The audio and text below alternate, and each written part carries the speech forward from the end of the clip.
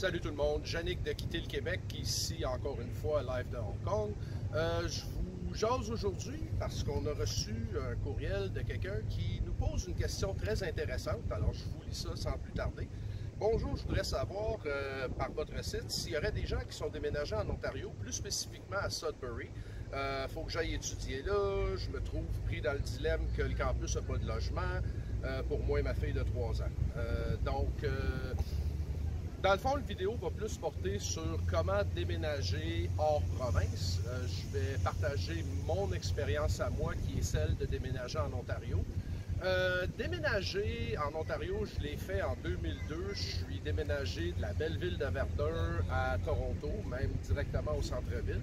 Je voudrais juste le dire d'avance, s'il vente un petit peu, comme vous pouvez voir, le climat n'est pas ce qu'il y a de plus idéal. On a un hiver, nous autres, avec, mais bon, on n'a pas de neige à pelleter.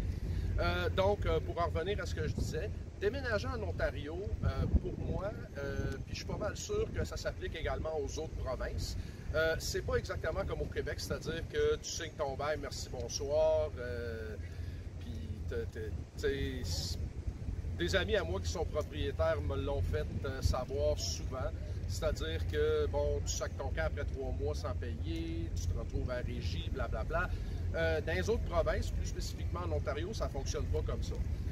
En Ontario, premièrement, tu as besoin du premier dernier mois, un peu comme ici à Hong Kong. Tu as besoin du premier dernier mois, donc tu payes ton premier mois. Le dernier mois est mis dans un compte qui te porte l'intérêt, donc tu reçois cet intérêt-là où il est réappliqué à ton dépôt, tout dépendant comment tu veux que ça marche, tu t'arranges avec ton propriétaire. Au niveau des comptes, tu as certains endroits qui sont des tout inclus. Tu as également, si tu veux, par exemple, électricité, téléphone, etc., je pense que tu as un dépôt à payer également de ce côté-là. Pour le téléphone, je ne suis pas 100% sûr, ça serait à vérifier. Bien sûr, mon déménagement, moi, ça a été fait en 2002, donc les lois ont peut-être changé, mais j'en doute fortement.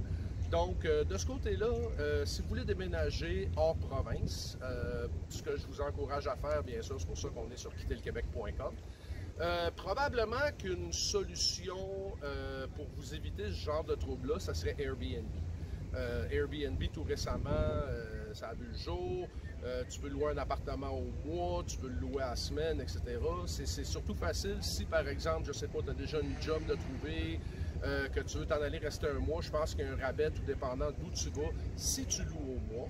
Donc, c'est quelque chose à regarder de ce côté-là. C'est une solution, comme je dirais, peut-être plus facile à dealer. Puis en plus, tu n'as pas toutes les migraines à t'occuper, vu que, un, c'est pris sur ta carte de crédit. Deux, tu le payes direct en partant. Donc, tu arrives, tu es correct. Puis, c'est pas juste des chambres, tu as des appartements, etc. Enfin bon, je veux pas plugger Airbnb outre mesure, mais le côté important sur lequel je veux mettre l'emphase, c'est que c'est premier dernier mois et donc pour les gens qui veulent déménager, etc., c'est quelque chose à prendre en considération. C'est sûr que c'est pas comme au Québec, puis faut que tu prévois, faut que tu planifies, faut que tu budgètes. Moi-même, j'ai eu à dealer avec ça et je dirais que d'un certain côté, c'est pas si pire que ça parce que ça évite, tu sais, un coup que tu es investi, un coup que tu as mis l'argent, tu es beaucoup plus enclin où est-ce que tu es à, je dirais pas prendre racine, mais à t'assurer que les choses marchent. Si tu as tout le temps une porte de sortie qui est retournée au Québec, ça peut ne pas être des plus faciles. Donc, j'aimerais remercier Marie-Noël de nous avoir apporté cette question-là. J'aimerais également vous inviter à vous abonner à notre page, vous inviter à vous abonner, à appuyer sur la cloche au bas de l'écran et restez à l'écoute parce que quand on a des questions comme ça, si vous avez des questions, gênez-vous pas pour nous les envoyer. Comme je vous dis, on est en train de mettre en place un système qui va aider, qui va coacher les gens. Donc, de ce côté-là, Airbnb, probablement qu'Airbnb, pour commencer, si vous ne savez pas trop où vous mettre les pieds, si vous avez passé, je sais pas moi, Toronto, ça a de l'allure, qu'est-ce que je fais là? Il y a toujours moyen de louer quelque chose pour 2 semaines, pour 1 mois, pour 2 mois. Puis ça rend les choses beaucoup plus faciles pour ensuite vous virer de bord, pour trouver quelque chose de plus concret.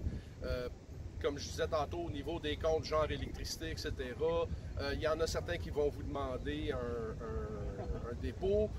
Il y a une recherche de crédit qui se fait, donc de ce côté-là, c'est toujours bon de vérifier c'est quoi votre code de crédit, votre score. Ça conclut. J'espère, Marie-Noël, que ça a répondu à ta question. Si vous avez d'autres questions, d'autres choses par rapport à déménager hors province, etc., au niveau de l'Asie, au niveau des États-Unis, Julie, moi, on est là pour y répondre. Quittezlequebec.com, notre page Facebook, notre chaîne. Abonnez-vous et merci encore. Quittezlequebec.com.